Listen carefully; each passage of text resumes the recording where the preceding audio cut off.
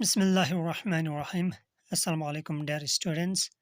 आज हम आपके लिए लाए हैं फ़िज़िक्स 9 क्लास की फ़िडेल बोर्ड का मुकम्मल सॉल्यूशन। ये हमारे पास पार्ट बी है। देखें यहाँ पर पार्ट बी के हमारे पास 11 सवाल है और उसके साथ और वाले भी हैं, तो कुल यहाँ पे 22 क्वेश्चन हैं।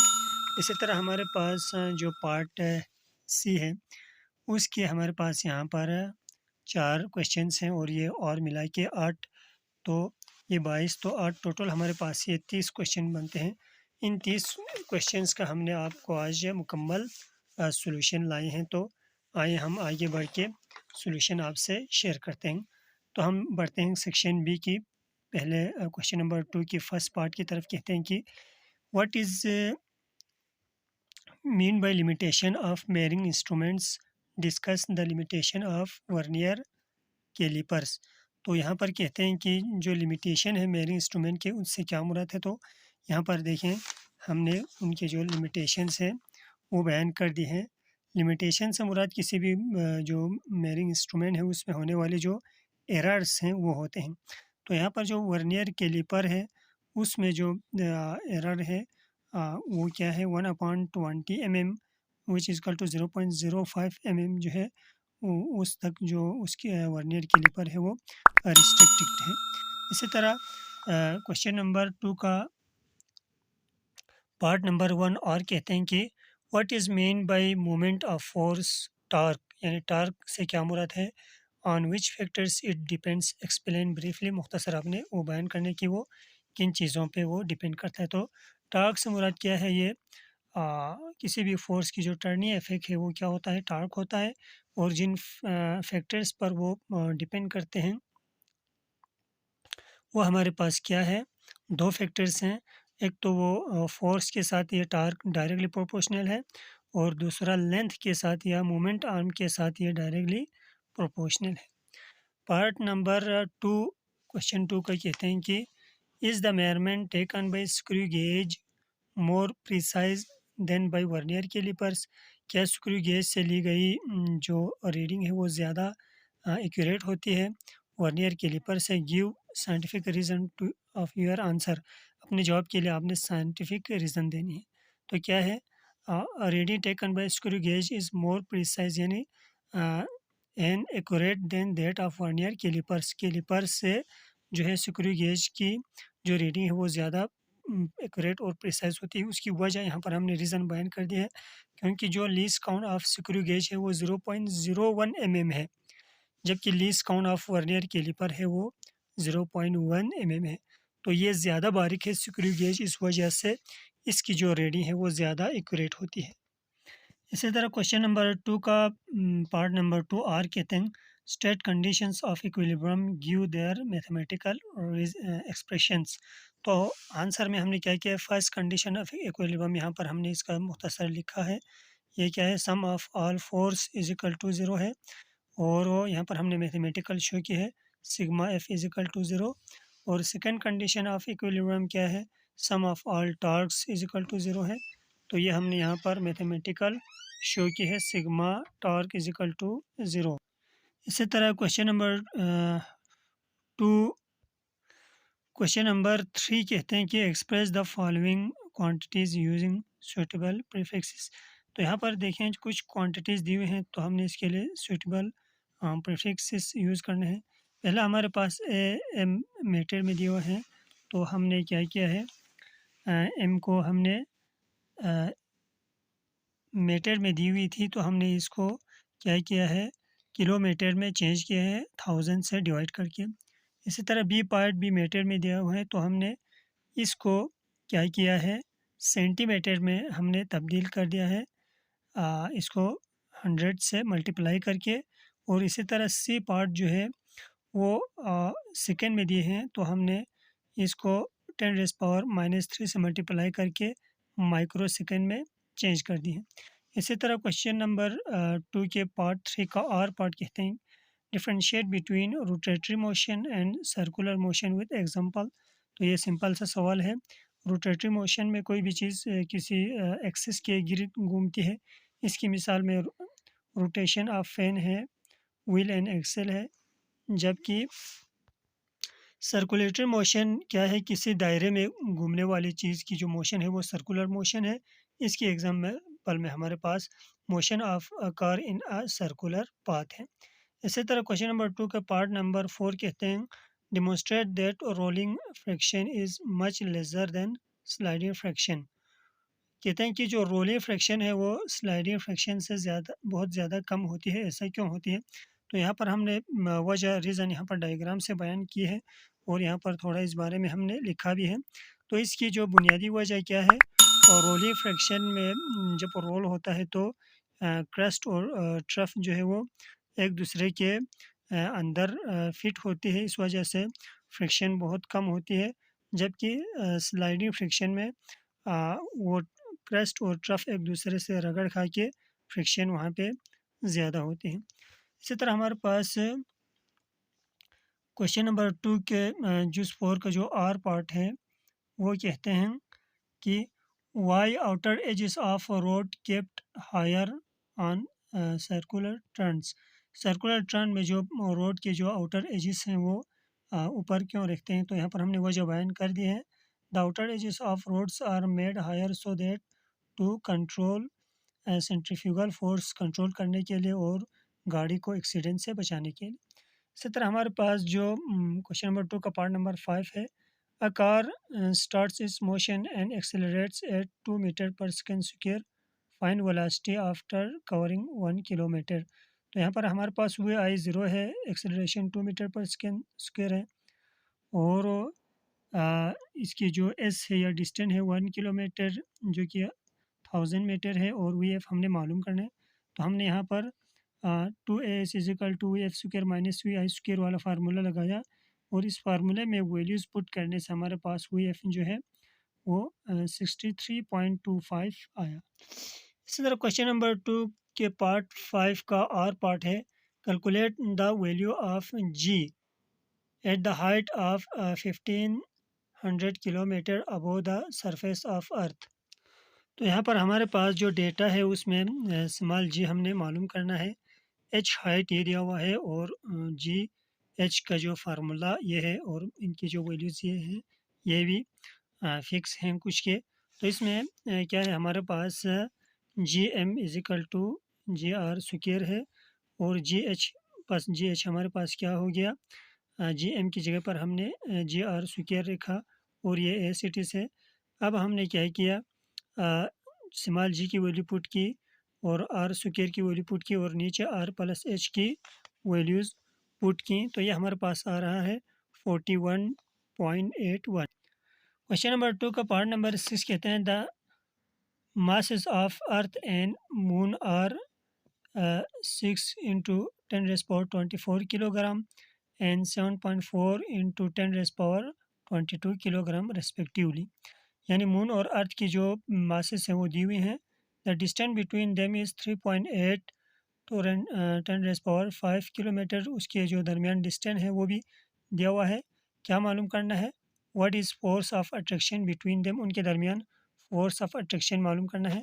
तो यहाँ पर ये हमारे पास मास ऑफ अर्थ है, ये मास ऑफ मून है, ये डिस्टेंस है और फोर्स मालूम करने। तो हमारे पास फोर्स के लिए जो फार्मूला है वो F equal to G M E M M upon D square है। तो इसमें हमने वैल्यूज़ पुट की, वैल्यूज़ पुट करके हमने इसको थोड़ा सिंपलीफाई किया तो ये हमारे पास आ रहे 2.1 into 10 raise power 25। Part number 6 का और पार्ट कह रहे हैं explain the situation when a car is moving towards north but it's acceleration is towards south. यानी आपने वो कंडीशन बयान करनी है कि अगर कोई कार नॉर्थ में जा रहा हो तो उसकी एक्सेलरेशन साउथ में यानी उसके अपोजिट कैसे होगी। तो सिर्फ वो एक सूरत में होगी, वो हमने यहाँ पर बयान कर दिए हैं कि जब वो कार जो है ब्रेक उसका लग जाता है तो ब्रेक लगने से उसकी जो एक्सेलरेशन है वो उसके अपोजिट पीछे की तरफ यानी साउथ की तरफ हो जाती है। तो ये वो कंडीशन है। इसी तरह हमारे पास क्वेश्चन नंबर 2 पार्ट नंबर 7 कहते हैं how much energy can be obtained from 40 gram of uranium. 40 gram of uranium से हम कितनी एनर्जी हासिल कर सकते हैं। तो ये हमारे पास डेटा 40 ग्राम है। और जो है मास हम इसको कहेंगे एनर्जी मालूम करने, तो हमने इसमें E is equal to MC square वाला फार्मूला लगाया। तो मास 40 और C speed of light 3 multiply by 10⁻8 लगाए, तो ये हमारे पास आ गया 120 मल्टीप्लाई बाई 10⁻8 जूल। इसी तरह पार्ट नंबर 7 का आर पार्ट है, why a system can not have an efficiency of 100%, explain briefly. यानी किसी भी जो सिस्टम है इंजन का, उसमें जो है 100% जो एफिशिएंसी यानी उसका आउटपुट क्यों नहीं निकलता, वजह बताएं। तो इसकी वजह सिंपल सी है, क्योंकि उसमें यहाँ पर हमने वजह बयान कर दी है कि जो एनर्जी है कुछ वो फ्रिक्शन की वजह से साउंड की शक्ल में, हीट की शक्ल में लॉस हो जाती है। इस वजह से कोई भी सिस्टम 100% एक्यूरेट नहीं होता। क्वेश्चन नंबर 2 का पार्ट नंबर 8 कहते हैं, can a body be in equilibrium under the action of single force, give reason. कोई भी जिस्म जो है वो एक ही फोर्स के अंडर जो है वो इक्विलिब्रियम में हो सकता है, अपनी वजह बयान करनी है। तो इसमें इसका जवाब है नो, नहीं हो सकता, क्योंकि किसी भी जिस्म के लिए जो है इक्विलिब्रियम में होने के लिए जो है मुख्तलिफ फोर्सेस लगनी चाहिए, जो एक दूसरे को कैंसिल भी करनी चाहिए, तभी वो इक्विलिब्रियम में होगी, वरना नहीं होगी। पार्ट नंबर 8 का जो और पार्ट है वो कहते हैं, why is mercury considered most suitable thermometric material. Mercury जो है वो सबसे बेहतरीन जो थर्मोमेट्रिक मटेरियल क्यों है। तो इसकी वजह यहाँ पर 4-5 वजूहात है, वो हमने बयान कर दी हैं। It has uniform thermal expansion, it has low freezing point, it has high boiling point, it has less specific heat, it is opaque. तो इन वजूहात की वजह से मरकरी जो है वो बेस्ट थर्मोमेट्रिक मटेरियल है। अच्छा, पार्ट नंबर 9 कहते हैं कि what changes are expected in weather if the barometer shows increase in atmospheric pressure.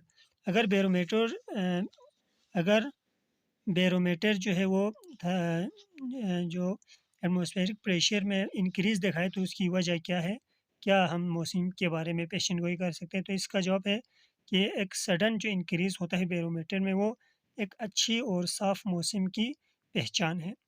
इसी तरह हमारे पास यहाँ पर है क्वेश्चन 2 का पार्ट नंबर 9 और पार्ट, बर्ड्स फल of their feathers in winters, explain in context of heat transfer.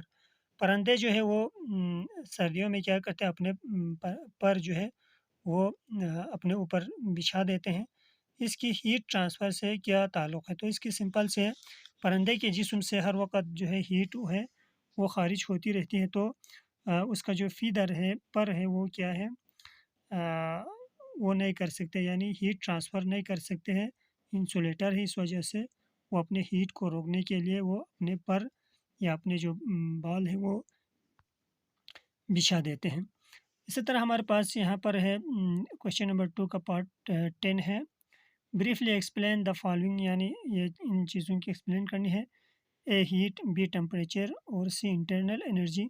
तो ये देखिए हमने यहाँ पर इनकी जो मुख्तसर जो है वो डिफिनेशंस कर दी हैं। ये तो डिफिनेशन वाले सिंपल क्वेश्चंस हैं।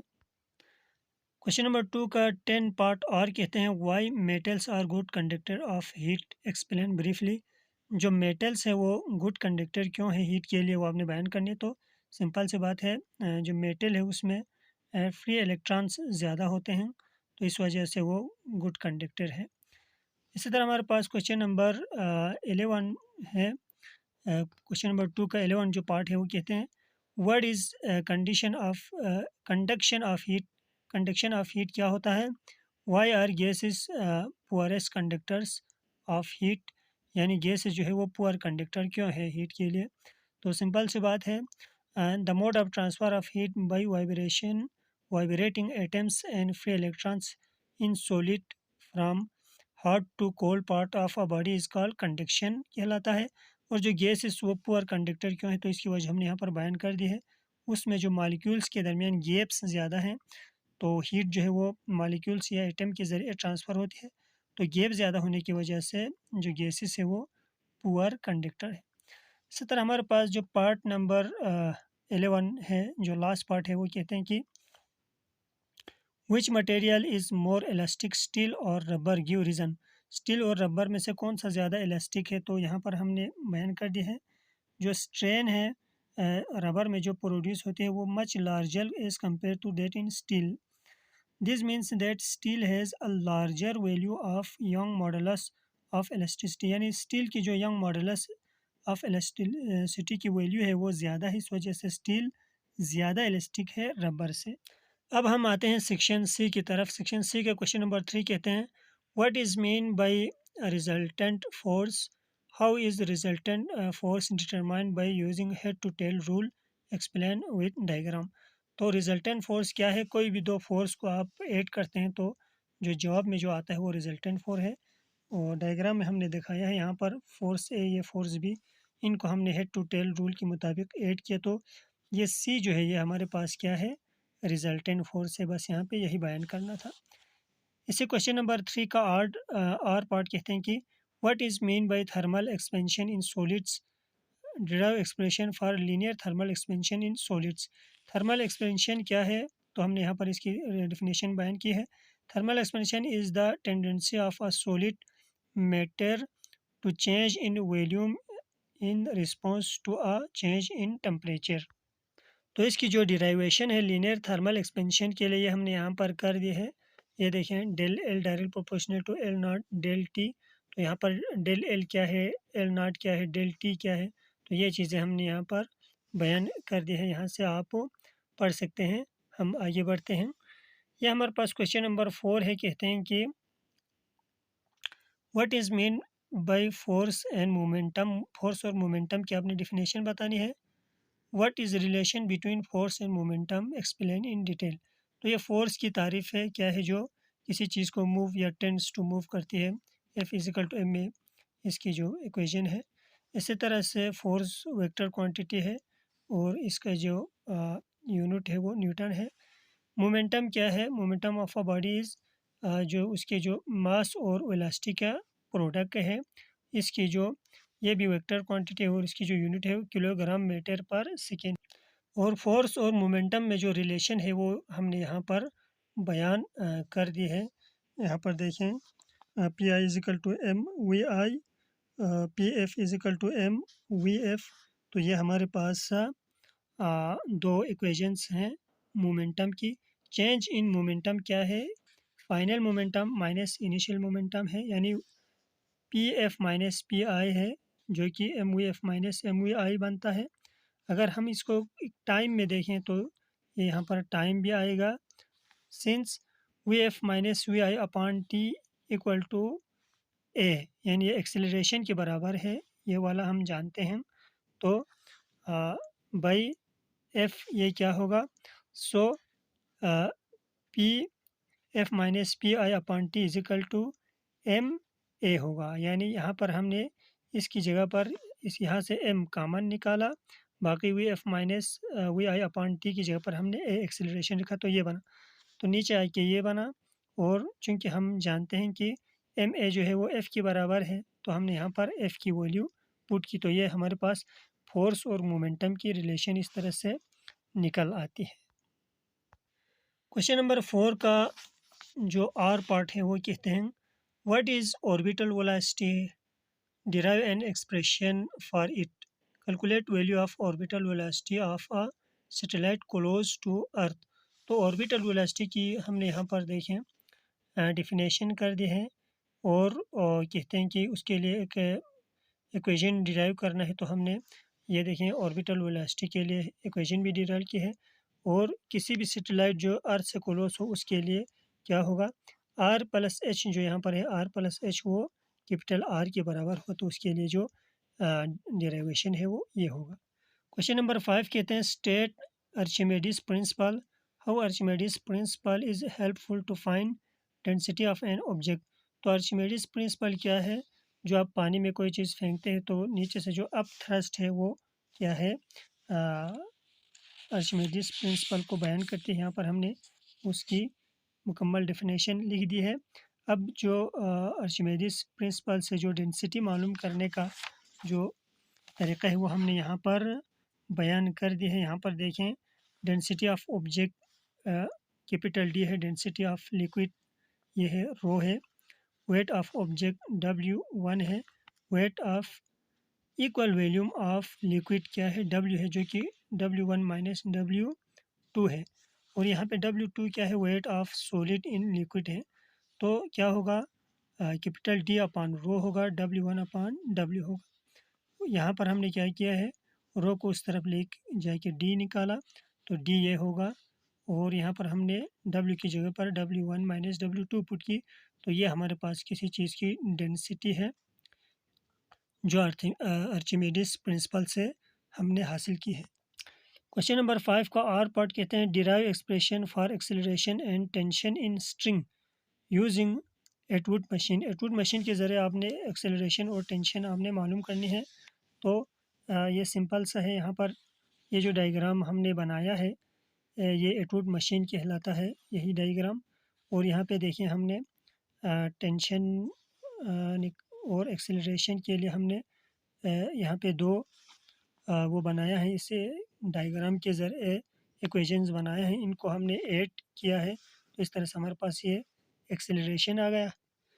और फिर हमने यहाँ से क्या किया, इक्वेशन 2 में, यानी इस इक्वेशन में ए की जगह यहाँ से एक्सेलरेशन की हमने वैल्यू पुट की। देखें यहाँ पर हमने वैल्यू पुट की, तो इस तरह से हमारे पास ये टेंशन की वैल्यू आ रही है। क्वेश्चन नंबर 6 हमारे पास कहते हैं कि a ball of mass 5 kg is thrown upward with velocity of 12 metre per second. Fine, एक तो मैक्सिमम हाइट मालूम करनी है, दूसरा potential energy at maximum height मालूम करनी है। तो हम फर्स्ट ऑफ ऑल यहाँ पर काइनेटिक एनर्जी यानी पोटेंशियल एनर्जी मालूम करने के लिए पहले हमें काइनेटिक एनर्जी मालूम करनी होगी। बी पार्ट हम पहले करते हैं। तो ये काइनेटिक एनर्जी की जो है इसका फार्मूला है। तो यहाँ पर एम और वी की जगह पर हमने वैल्यूज़ पुट की, तो काइनेटिक एनर्जी हमारे पास 360 जूल आ रहा है। अब चूंकि ये मैक्सिमम हाइट पर पहुँच के ये रुक जाएगा, तो इसकी काइनेटिक एनर्जी मुकम्मल तौर पर पोटेंशियल एनर्जी में तब्दील होगी। तो पोटेंशियल एनर्जी क्या होगी, 360 जूल होगी, जितना काइनेटिक एनर्जी है। अब हम ए पार्ट मालूम करते हैं। मैक्सिमम हाइट के लिए हमारे पास क्या है, P E is equal to M G H. यहाँ से हम क्या करते हैं, पी ई पोटेंशियल एनर्जी 360 है, एम जी एच में हमने एम जी को इस तरफ ले आया और इस तरह से एम जी की वैल्यू पुट करके मास जो है वो 5 किलोग्राम और जी जो है वो 10 है। हम जानते हैं हमारे पास जो लास्ट में हाइट आता है 7.5 मीटर आता है।